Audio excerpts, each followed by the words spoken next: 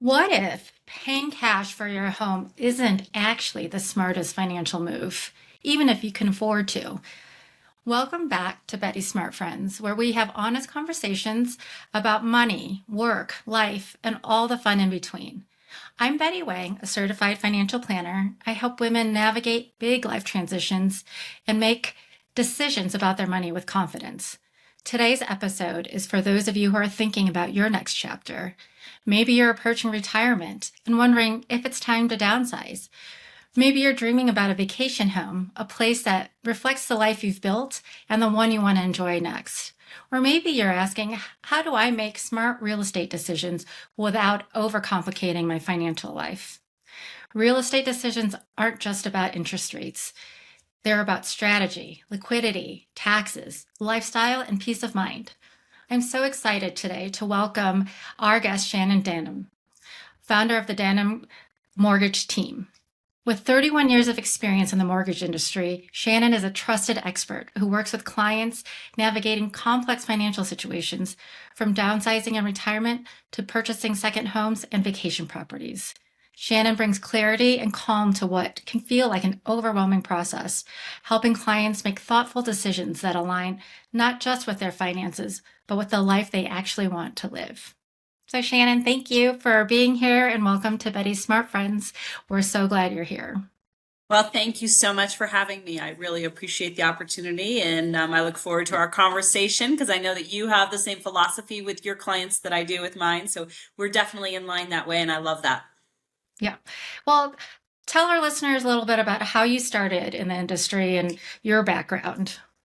Sure. I am born and raised in Colorado. I went to Golden High School and I attended Colorado State University. I did get a degree in finance, so I actually have the background that matches the career, which is unusual, of course. And that was 30 plus years ago.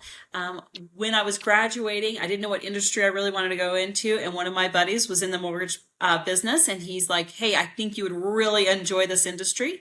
And so I jumped in and I kind of worked the background of the mortgage business. So I worked all of these supporting roles and I rolled through that for about 18 months and then jumped over into originating and helping and more client facing and really sitting down and working with people direct on what their goals were financially, buying, from their first home, second home, investment properties, vacation homes, and just kind of building that whole base. And so that was 30 plus years ago that I've been originating loans, and then opened Peak Lending Team. So I am the broker owner of that. So I'm an owner, but I'm also a producing owner, which really helps me keep my feet in the market and know kind of what's going on and the temperature of just everything that's going on with interest rates and real estate values and all of those other great things. You brought up the term originating, and for those listeners who don't really know what that means, like we hear it, Yeah, but yeah, what is that? What exactly does that mean? that's a great question. So originating means that I like if you are inquiring about a loan or you need some information about a loan, as a loan originator, I am the contact person to actually sit down with you and ask you all of those detailed questions to find out what your goals are, what your finances currently look like. So we know when we are making strong recommendations for where we think you're headed. I'm here to, what I always tell people, I'm here to educate you. I'm going to give you my opinion on what I think could be best for you. But of course, I always tell my clients, you're in the driver's seat. So if you want to go a different direction with this, you've got options, but you're the ones. So then when it comes to actually origination, then when they're ready to pull the trigger, then I am the person that's signing the application with them and making sure the information is accurate and making sure that we're delivering what we had agreed to deliver. So that's kind of what loan origination is. Thank you. Um, and that's why I love working with you, right? Because you kind of take them through the whole process with the education piece, with the support, rather than people aren't just numbers, right? This is a big decision and this is a lot of money, right? Oh, yeah. Um, yeah. Yeah, I mean, usually one of It's the hundreds of biggest thousands. investments people make. Yeah. Yeah, I tell people, I'm like, hey, you got to ask questions. You're looking at borrowing hundreds of thousands of dollars. You need to be asking questions. You need to have a good grip. You don't want to just be led down the path and then get to closing and just be signing documents that you didn't ask questions about, for sure. Yeah. And there are lots of documents. Just a couple. Just a couple. Just a So couple. you've been through a lot of market cycles. Like, what are you seeing these days? And just so listeners know, we're recording mid-January 2026. So obviously things are always very dynamic in this world, but what are you seeing recently? So in the most recent, even just week, we are starting to see some action out of Washington, D.C., trying to really make sure that rates do come down in 2026.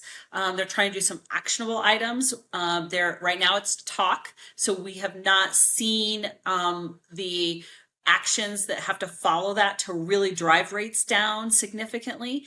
But what's interesting about the mortgage rates and how the trading is done is that we are leading indicators, meaning that leading, rate indicators. So when they start to talk about any action that they're going to be doing, you will see an immediate reflection right into interest rates. For example, if the Federal Reserve is going to cut rates, they start to usually announce it roughly around three, like really announce it. They play around with it, like we're going to go through two cuts this year or three cuts They this like year or whatever. dangle. Yeah. Dangler. Then about three weeks prior, you're going to hear that it is really anticipated that the Feds, and again, this is not happening right now, just so you know, but just if it were to start happening, the Fed's going to cut rates by 0.25%, at the next Fed meeting. About 3 weeks before that Fed meeting, when they announce that or when that starts to become the rumble of what's going on, you will see mortgage rates drop. That's when you see it. The day they actually announce, you do not see any action. It's already it's already baked into the rate by the time we get to the announcement. So what's happened is, again, DC is starting to announce a lot of good things that they really want to do to try to help bring rates down to make housing more affordable. We saw a nice little bump because of that chatter. Now, will it hold? That's the question. We're going to go through a little bit, I think, of a bumpy road. What I've seen in the past is until they start to see action, it's like, okay, is this really happening? So then, and now we're watching the employment numbers. Now we're watching all of the other, inflation numbers and whatnot for it to be stabilized. So we've actually hit under 6% finally for the first time in quite a while. So that's pretty exciting. We're seeing a lot of movement. We're seeing buyers kind of come off of the sidelines. That's making it a little exciting. The what I tell people is don't panic buy, and just know that preparation beats prediction every time. If you are prepared, 100%. yes, if you For are anything in life. prepared, Yeah. We're it's the best prepared. Yes. saying. Yeah, preparation Mhm. beats prediction. And so if you're thinking you want to buy, or you thinking you want to make that investment, or you want to do an investment property or a second home, start asking questions now. That way, as we start to watch what rates will do, you're already prepared to jump in and maybe get ahead of some of the rush that possibly could be coming. Who knows? You don't have a crystal ball, Shannon? You what? Yeah, right. Yeah. As a financial planner, you're the same way, right? It's like, okay, Yeah, what's I'm going like, to I happen with the wish. I market mean, I this wish I year? knew. But yeah, we're planning and we're building in flexibility, kind of what you're doing, right? And so when we're ready, we can make adjustments. Yep. How have you seen things change over the years? I mean, I have some clients who they've been in their primary home. Some of them don't have mortgages anymore, right? Yeah. Um, and they want to downsize, but they are paying so little. Like, how have you seen things evolved for your clients as rates have increased, right? Yes. So I don't know if you heard the statistic, and I can't remember the exact. I'm pretty sure it's over 40% of homes in the United States are free and clear. I think it's over 40%. Did you hear that statistic? No, but I mean, it would It have just, surprised me, right? People, it's, I mean, just, yeah, yeah, people aren't yeah. moving. Yes, exactly. And so what what we're seeing is the movement right now, most of the downsizers are paying cash, and where we're only involved, and I actually have one going on right now where they are moving from Michigan to Colorado, and they've got this home that's worth 700 in Michigan, and they're buying a home that's worth 600 here, and they want to own it free and clear, but because they're older, they want to make a move before they actually sell their home. So they want to get transition, they want to get out of their home, they want to get cleaned up and everything else. Because as you know, if you live in a home for a really long time, you accumulate a lot of stuff. And Oh my so, gosh, so much stuff. yeah, and so we have even found that we're doing a lot of quote unquote interim where we are the like a 6 month lender for clients, helping them make that transition, and then they're still paying cash. Now, with some of our seniors, we do talk about if they're like, okay, I'm going to hold on to some of this. I want a small mortgage. And I'm like, okay, well, let's reverse engineer what you want your monthly payment to be. And let's make sure we do a 30. I'm typically a fan of the shorter term. If it fits in the budget, a shorter term mortgage is absolutely a better way to go. However, when you're on a fixed income and you're transitioning into that part of life, a 30-year fix actually can make a lot more sense, because really what we're trying to do is just get that expense down to interest, because a lot of times they have the asset that they could pay off the principal. So we're just trying to control the interest expense. So then we're just saying, okay, if you want a payment, a little math hack, principal and interest on 100,000 at 6% is $600, almost to the penny every time. So you can actually be looking at properties and know, okay, I want to borrow 300,000, principal and interest is going to be 1,800. So we're working those numbers for them in that regards, and then assessing whether it makes sense to invest the difference, and can they outrun the interest rate or where we are at. We're also finally, again, January 2026, we're seeing ARM products start to creep back in finally. Just recently, we were able to lock in an interest rate at 5.375 for a client on a 7-year ARM. So that made sense because, again, they've got the assets to pay it off, but they can borrow it and just kind of see how that plays out for them and see if they can outrun the market and use their savings and their investments to help them live, which makes a lot of sense when you're talking about hundreds of thousands of dollars. So I definitely want to talk more in detail about these scenarios that you've brought up, but can we step back and talk about, you know, what's an arm? What's the difference between a 15 and 30? Sure. Like, again, sometimes folks have only bought one house, right? That's And they right. don't That's right. remember all these things, right? Yeah, yeah, yeah. So it's, Thank you. or they're just not as familiar because they don't want to be, right? Yeah. That's where If we you come in. Like, we are but just, for sure. maybe if you could talk about the 15-year term and then the 30-year, and then what an ARM is and kind of what the benefits are of that. Absolutely. So the 30-year obviously is your most used product. It's your real traditional vanilla. You're going to get, your interest rate, and the reason I'm bringing that up is because when you jump to shorter terms, you get better interest rates on those. Yeah. And so typically, a 30-year is going to help mitigate the monthly payment. So it just depends on what those goals are for the client. If lower payments are essential, then we're definitely going to lean on that 30-year. So then when you come in and you look at a 15, I love a 15-year. Okay, here's the magic. When you do a 15-year, you put somebody in a home at a 30, and then rates come down and we refinance them, and we can keep them almost at the exact payment and drop them into a 15-year, because the way the amortization schedules work, and that is the amortization schedule is basically just your monthly payments laid out, principal versus interest.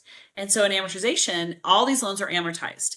And what that means is that you have a certain percentage going towards principal, and it's set every month, principal versus interest. And then it adjusts monthly as you go through and you're paying down your loan. Again, these are set. Now, if you prepay your loan, it jumps you down the amortization schedule and organically will push more money towards principal.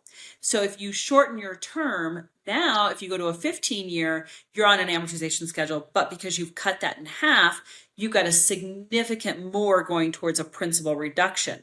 So when I love that for somebody that's in our, like they're 45 to 50 years old. And again, they can be younger if that fits into their finances. It depends on if they're raising their kids and where they're at in that stage as well. Because there's so many dynamics that play into the decision.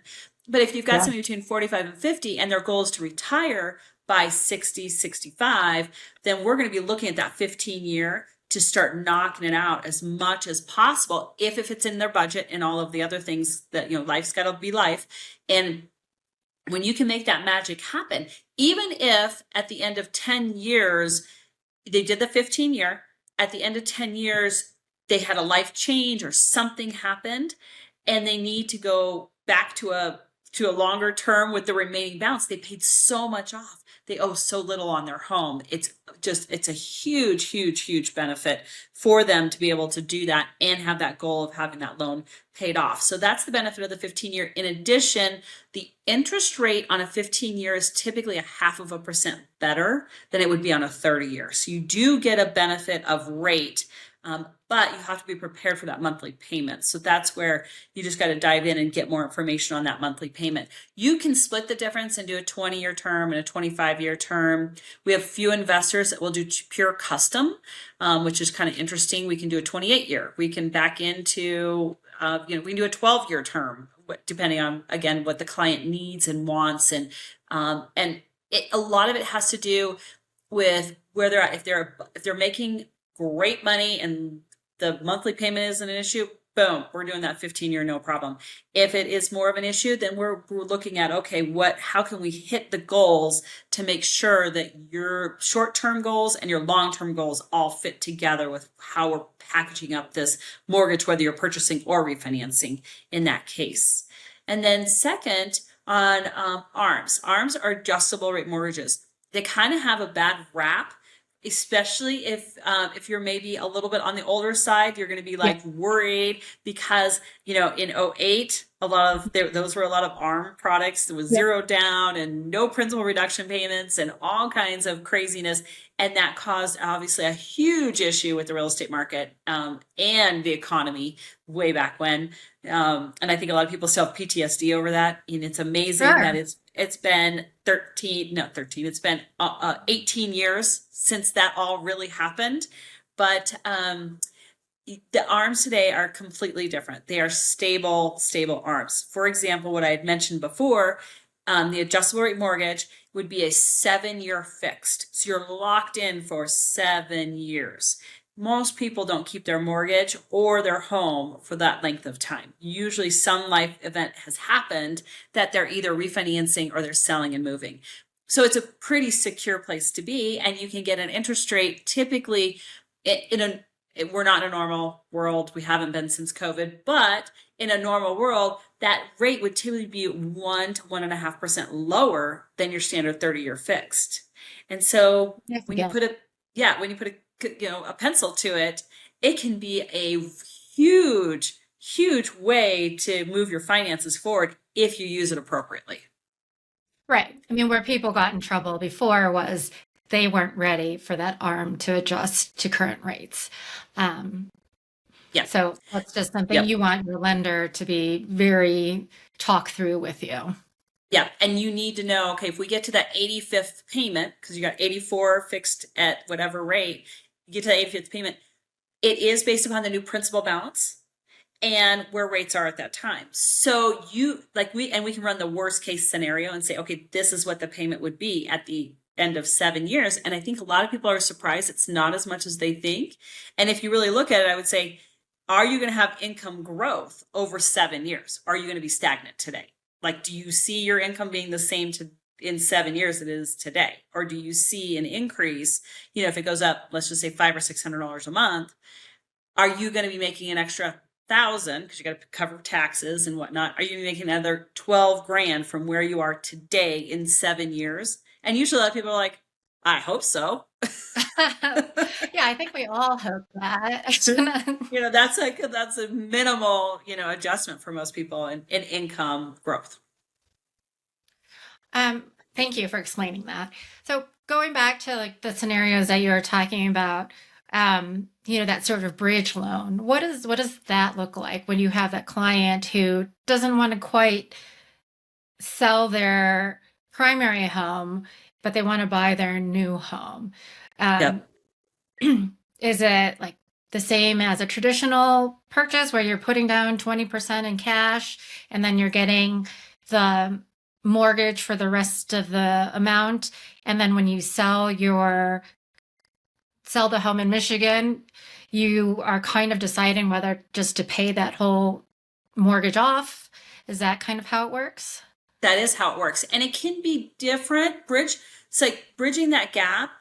There's different ways to skin the cat, is basically what it comes down Okay. to.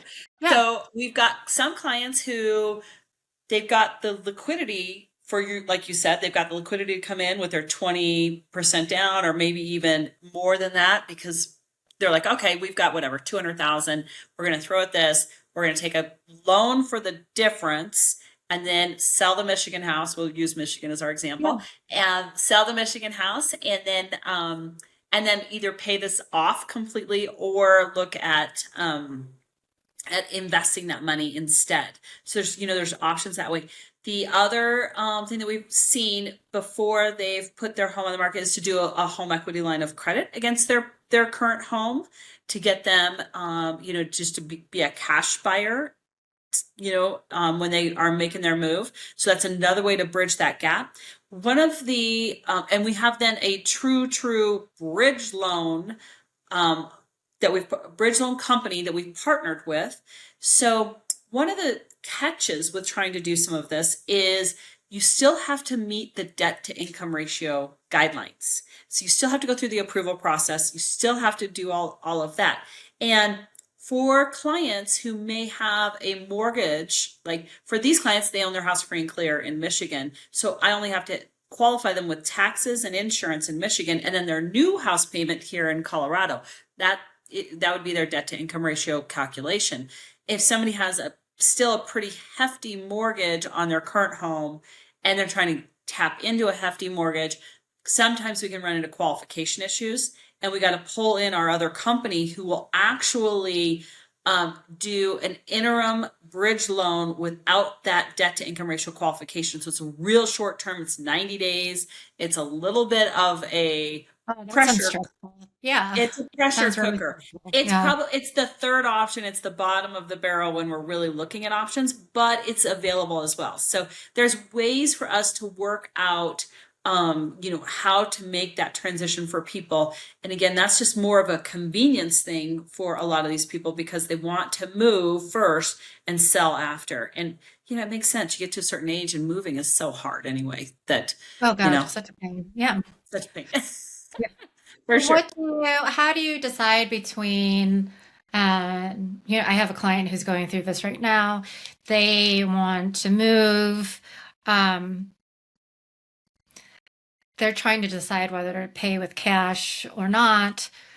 How do they decide between having a small mortgage, which gives them a little more flexibility? They're going into retirement, or, like you said, getting a HELOC, right? I mean, for me, the flexibility going into retirement is the key here. But I guess Yes. when it comes to which product, we need someone to sort of think that through for us, someone like you. Yeah, so typically what happens is I'm going to obviously jump on the call and do a consultation where I'm really getting a good idea of the whole financial package, not just the mortgage piece. So I'm not just like driving in on, okay, are you qualified? Da da da da. Here's what we can do. I'm saying, all right, what is your end goal? Let's start with the end goal in mind, and then let's go backwards to see how we can make that happen for you.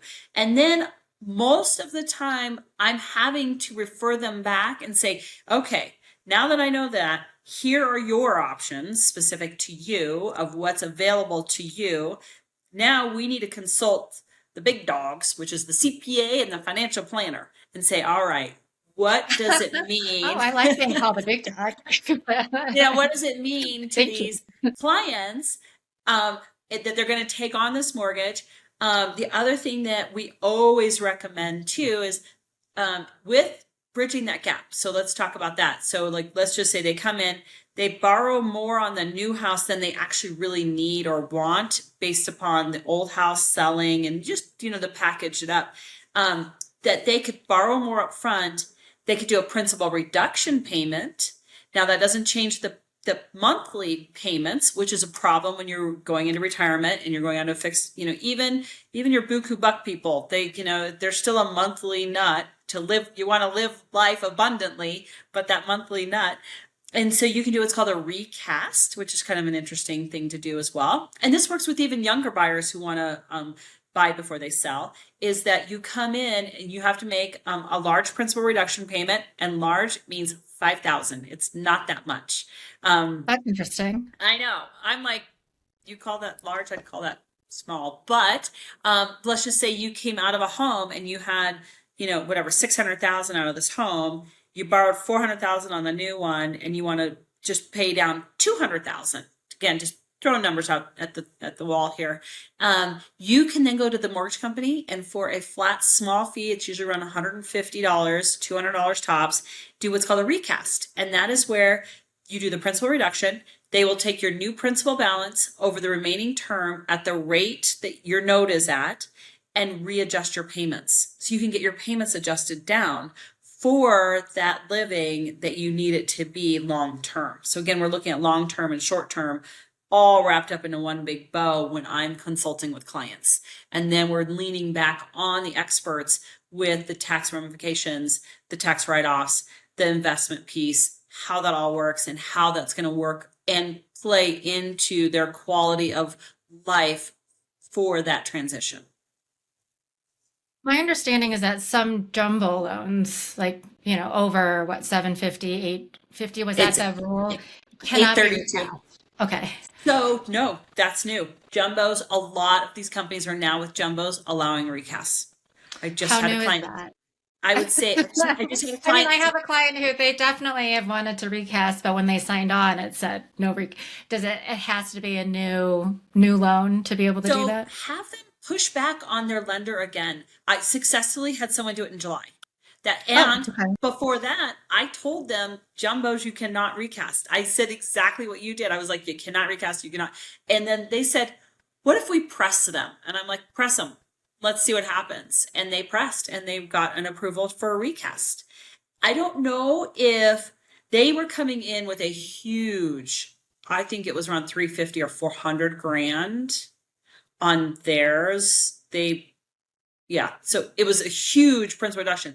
I have a feeling with jumbos, they don't want $5,000 principal reductions. They want it to be significant for And that that's fine. recast. Yeah. No, Yeah, no, no, that would be fine.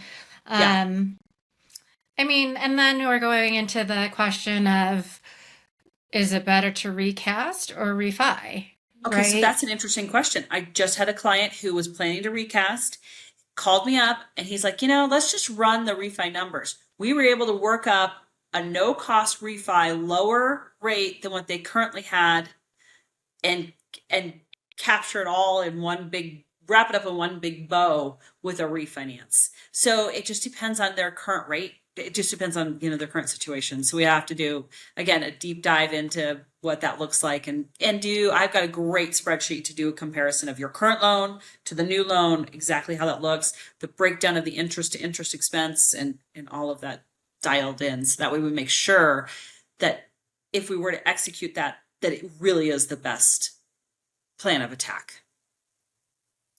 And then, rule of thumb that we were told in financial planning world is that unless the rate is cut by 1% or more, there's really no benefit. But what's It's your, I mean, it's you it's speak, changed. It's changed okay, because loan amounts are so much higher. So that totally. rule of thumb works if you're under probably a four. I'm going to throw this out, and this is not a hard number because it could vary based I upon if you're won't going to hold 15 it. Yeah, I and won't yeah, hold blah, you blah. to it. But if you're Yeah. under a $400,000 loan, yes, you probably need about a 1% with no points, standard closing costs drop. I right now have a little surge of refis that have just come in. These loan amounts are closer to the 550, 600, 650 and up. And we are saving people 400 bucks a month ish with about a 5/8 drop in rate. So it's really based upon that loan amount because that bigger loan amount, and we're doing it with no closing costs. So what I'm doing is I'm raising the rate at, like, if you have that bigger loan, I can raise the rate an eighth and typically cover your closing costs 100%. So we're moving you forward with no closing costs. You have to make 6 payments before you could refi again. But if rates continue this downward trend, late summer, early fall, these people can refinance again. So we're saving them short term. And if they refinance again, more. If they don't refinance again, they're just on that savings train. So that's kind of the goal with what we've been experiencing, and that's been big home run. The lower loan amounts, it's much tougher to do that. So it just depends on what, what amount you owe. Yeah, now I want to check on a few client stuff now. I will wait after we're done talking. Um, so, we've talked a lot about um, kind of downsizing and, what are there times that it makes sense to just pay all cash in your mind? What I think, and I'd love to hear your opinion on this too. I know that you're interviewing me, but I'd love to hear your opinion because it's, I think it's client to client. I also think it's, um, some, I think it's psyche. I think that if Completely. people, I think there's some people that just think once I own my house free and clear, the freedom is there. I don't agree. But I'm not going to push people to like take a mortgage because I don't agree. I want them to want what they want. A lot of people just think that that's a freedom thing, and it is a freedom thing, no doubt about it. Owing money is not freedom. However, I think if people really sat down and looked at their monthly budget, they would discover that the mortgage part of their budget is small compared to the rest of their expenses.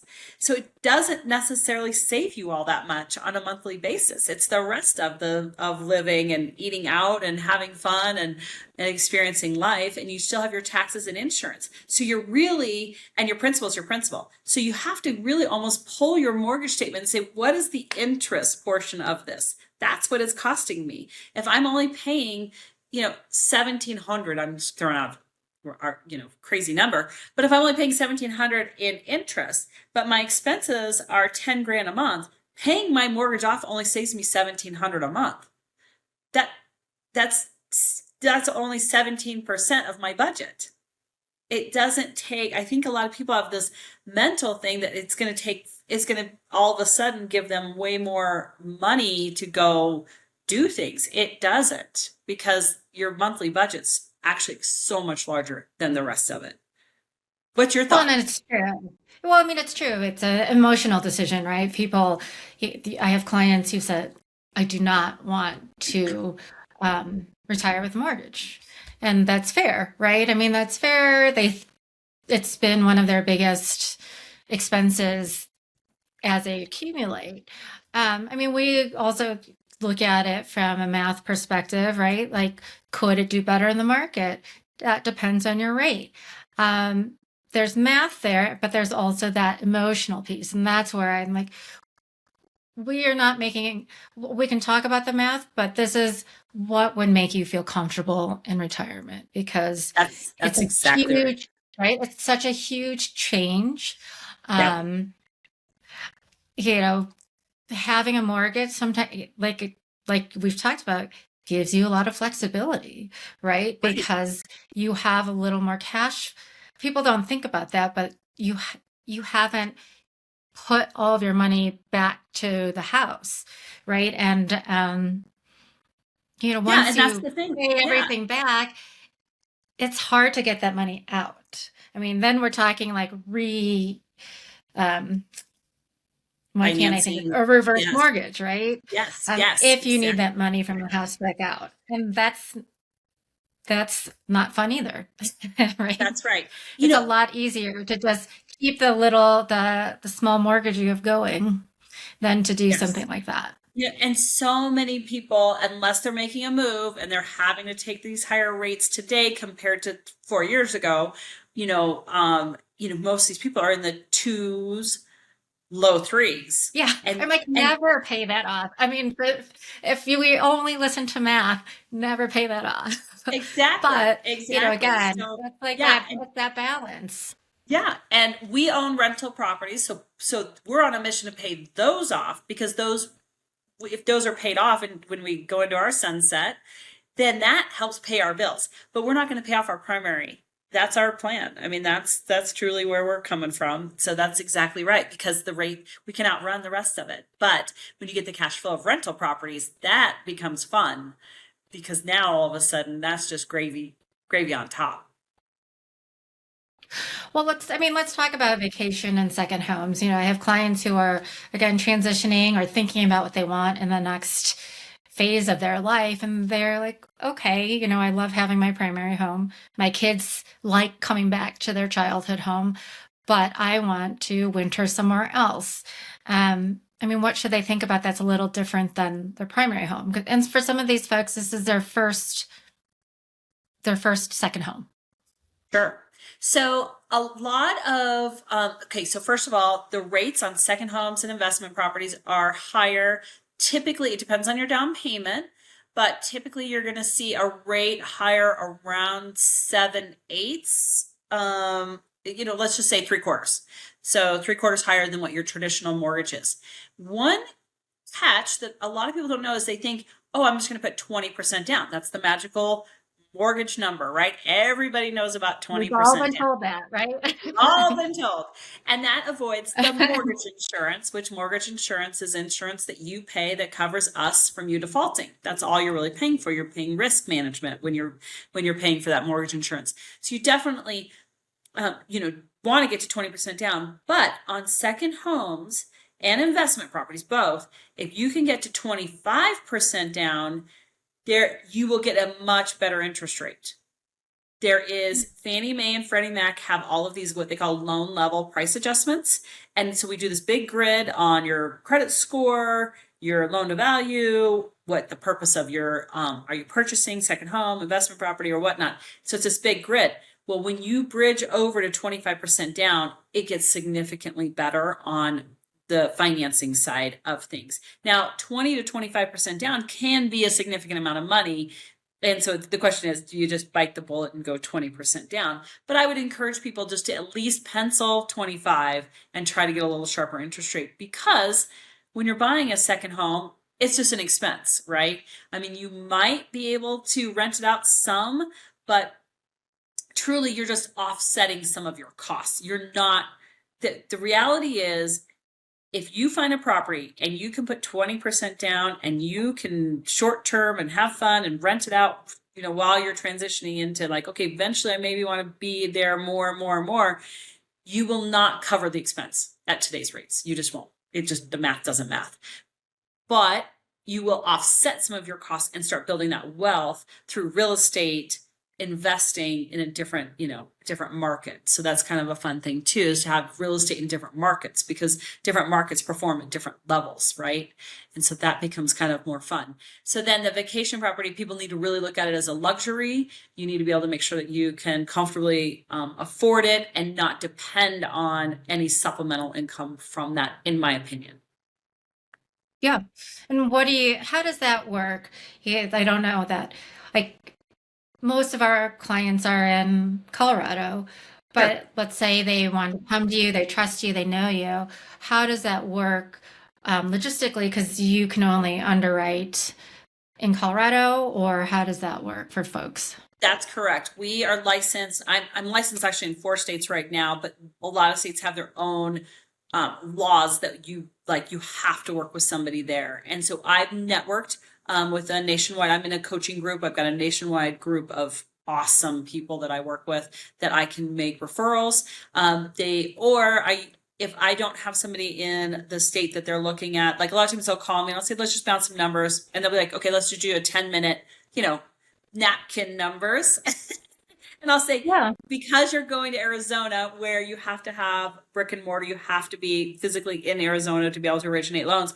Let's get you connected with somebody who's really going to do the deep dive. But I can get you launched of, okay, is it a possibility? Yes, it's a possibility. Okay, so now we need to introduce you over. But I'm licensed in Florida, Texas, Colorado, and Michigan are the 4 states that I can actually help with with financing and do it from soup to nuts. In fact, I just helped somebody buy a second home in Naples, Florida, in October.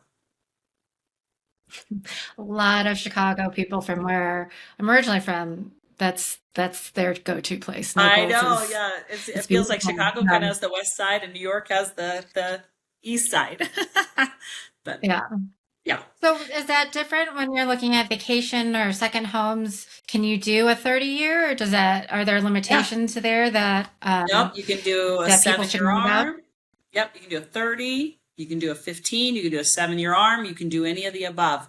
It's just all about how the rates equate to it not being your primary residence, just because the market considers those to be higher risk properties.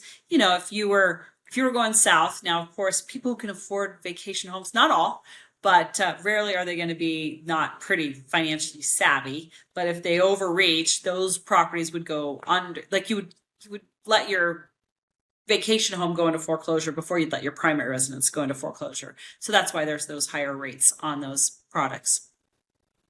Yeah, makes sense. Um, are there other pieces of your world that you want to make sure that we cover that I haven't asked you about? I think we covered a lot. I think we did really, really great. You know, I don't, off the top of my head, I'm not thinking of anything. That's okay. I just want to make sure that we cover Yeah, things that you want to, that's top of mind to you, or, since I'm not in your industry, it might not pop up in my world. Um, I'd say the only thing I would say is, if somebody's out there looking to make a move either first time home or make a move up or downsize, just make sure you're working with, if you're working with a mortgage person, that they really do ask you the questions. They don't just send you to the online application and just run through the paperwork. This is a financial decision. This has got to have a piece of the puzzle that goes together with the rest of your finances, regardless if you're a first time home buyer and you are just scraping to put together that down payment, you still need to have somebody that has a strategy with you that's looking at short term versus long term. And then it's cute because in the first time home buyer world, I'm only talking about mortgage insurance. Like mortgage insurance, how are we going to get you out of this as fast as we can? And how are we going to get you to the next house? And, even though you haven't even bought the first house, we got to like be thinking strategically, and then when we flip to the other side, it's how do we help, seniors or when they're ready to downsize, how are we making that a nice transition? And again, looking at, okay, what in 10 years, where are you going to be and how's this going to look? And I don't want you coming. I've had older clients come to me, insist on a 15-year, and 3 years later call me and they're like, that was a mistake. And I was like, I'm not sure you should be doing this. I just want to share with you. I think a right. 30 is going to be better. And they've had to reverse and go to that 30 just because of that monthly payment did make a difference for their lifestyle and their quality of life. So that's what we're looking at. We do reverse mortgages as well, but it's a very I particular do.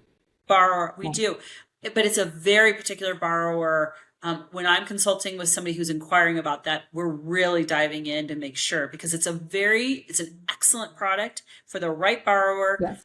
but it's a very expensive in closing costs, very expensive. And it eats up a significant amount of that equity. And what I mean by that is probably somewhere around 20 grand. I mean, it's a significant chunk that gets eaten away. I'm not opposed to that for the right client, but it's something you just want to be very strategic with. Exactly. I mean, it's great to have in the toolbox, and when it's needed, it's needed. But yes, it's if we can do more manageable products and have some forethought, it helps. It works out much better for the client. And how do folks might not have a financial advisor, or folks might not have a mortgage professional. How do you see, our roles in the CPAs? How do you best work with folks like us? So a lot of Uh, times what I Financial see, professionals, right? yeah, exactly. So what I see my job as is diving into and getting a feel of their emotions and trying to get that, okay, where are their priorities, right? First. And then, okay, here's your options. Now we need, if you're not clear cut on where, how this fits into your world, then we need to send all of this over to Betty. And Betty, you need to tell us what you think is going to be best for what we have. We've got options, and then you're consulting with them kind of backwards after you've got that, where you can assess like, okay, we know what their net worth is, we know what their cash flow is going to be, we know what their, all of the pieces of the puzzle of what their income flow is going to be, so that way they can make the best decision. And so that's where I you know I I am opinionated. I'm a woman, opinionated. You know what I mean? I'm going to That's why share. I like you. I usually share. I will say, I'll say, I think this is the best avenue for you based on what I'm seeing and what I'm Yeah. hearing from you.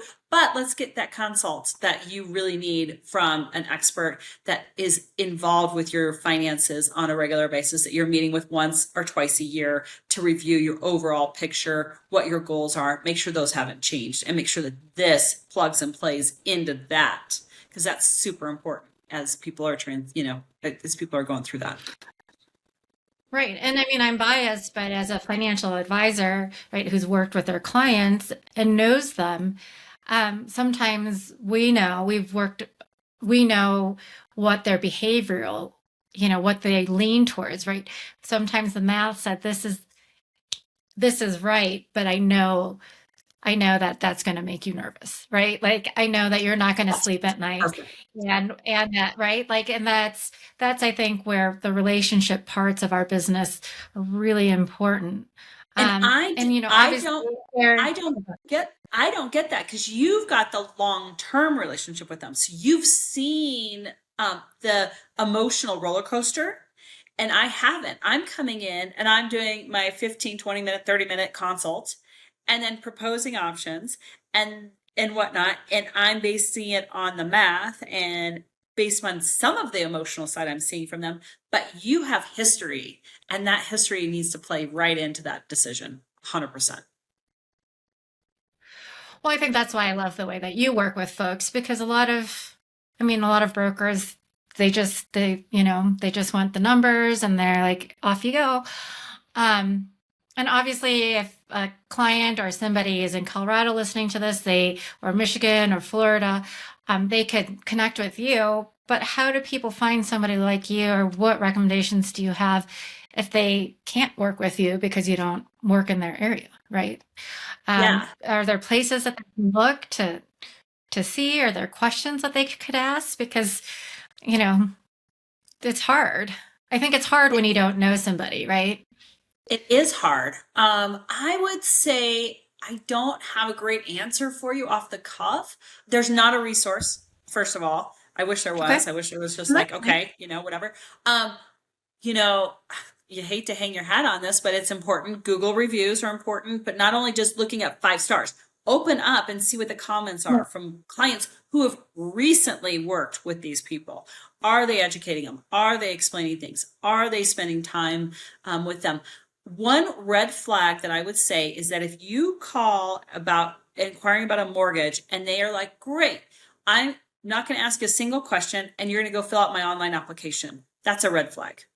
You should be able to have a conversation. You should be able to Okay. get some Yeah. numbers. You should be able to have monthly payments, closing costs, a general conversation with a mortgage origination before you even go to that next step. Absolutely, you should be able to interview them that way. You can ask them how they're paid. You can ask them how they work with realtors if they're buying, if they're refinancing, who like what's the servicing of the loan like, what I always tell people, we do sell your servicing off, but my service doesn't go away. I'm available, so you can always contact me, even 2 years down the road. I'm happy to jump in. I may not be able to hands on help you, but I can certainly guide you, and I can certainly make sure that you get taken care of. And so those are some things.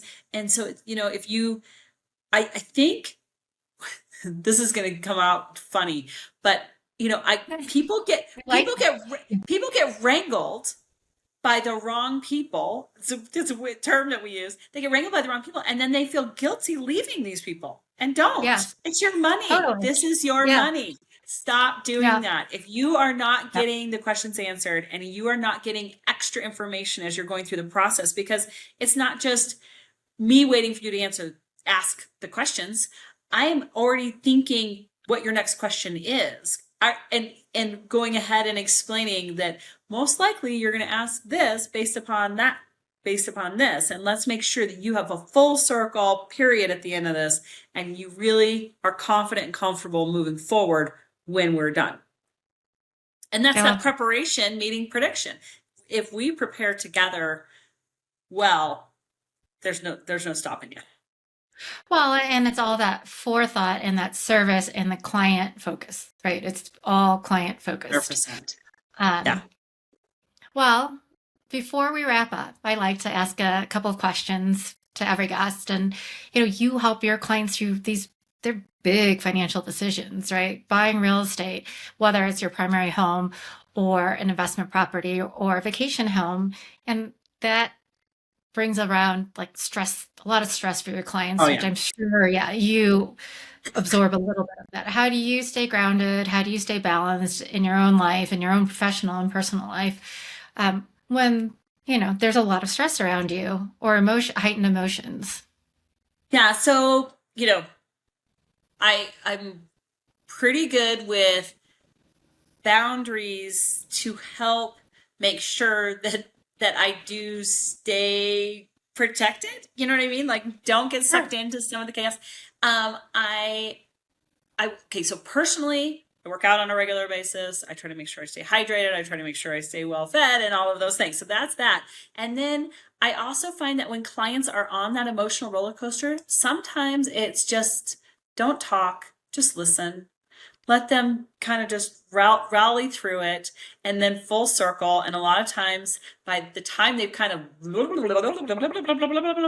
is stressing me out, and it's hard. I mean, like I watched these seniors make big moves. Like, Michigan to Colorado is a huge move. They're leaving to be with their kids here. That's a big Yeah. move. And sometimes they just need, I'm trying to get task mask and it doesn't work. And it's like, stop and just listen and enjoy. And then, really try to set boundaries on Friday nights. My husband and I, 5:30, the phones are off. No phone, nothing. We just have a date night every Friday night and make sure there's nothing, like when people are purchasing homes, there's nothing that happens on a Friday night that can't be handled at 8 a.m. on Saturday, right? And so just making sure. And then we run our business very systematized. So that way it can run during the week and be organized and ahead and encourage people to really, again, when I can't say it enough, preparation beats prediction, because when you prepare, you can stay so much calmer, because when you find your favorite house or something happens or whatever, a lot of times it's 3:30 on Saturday afternoon. You don't want to be in a Yeah. panic. You don't want to panic buy. We want to be prepared. Well, and especially, I mean, homes are so emotional, right? Like, Oh, it, like this is the one. And so I'm sure you get a lot of calls at 3:30 after the open houses, and that's it. you I see all do. your competition, and you're like, oh I no, this is do. my house. I do. um, I do. And I still, I mean, I push being prepared as much as I can, but yeah, yeah, last weekend I had two people. We had to totally just jump and get pre-approved in a hot minute. And it was like, we're like, yeah. people, how did you not know you weren't going on shopping for homes?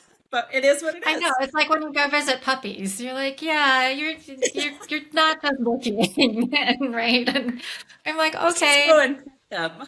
yeah, let me know how that goes for you. Um, Love it. and then, how do what's the best way for folks to connect with you or find you, if they want to learn more about you or they want Sure. to use your services or talk through with you? Sure. Our website is peaklendingco.com. That's peaklendingco.com. Shannon at peaklendingco.com is my email. And of course, anybody can call. You can find us online, of course. And just, phone is 303-688-8628. You can text, call, however you want to get a hold of us. We're happy to do so. We'll take it Just any not on which way. Friday nights after 5:30. But not tonight. Today's Friday. Oh, tonight's Friday. It's a date I night. think that's a great rule. Yeah. Well, Shannon, thank you so much for sharing. I feel like I've learned so much. Every time I talk to you, I learn more, and I love hearing about how you work with clients. I've seen it, I've experienced it. I just think it's the best way to do business, right? I mean, we take care of our people, and I think that's why you have so many repeat clients. And for our listeners, if you're considering downsizing, purchasing a vacation home, or you just want to understand your options before making a move, we'll share links for Shannon and her team in the show notes. And as always, thank you for being a part of Betty Smart Friends, where we have real conversations to help women make confident decisions about their money and their lives. And until next time, be well, everyone.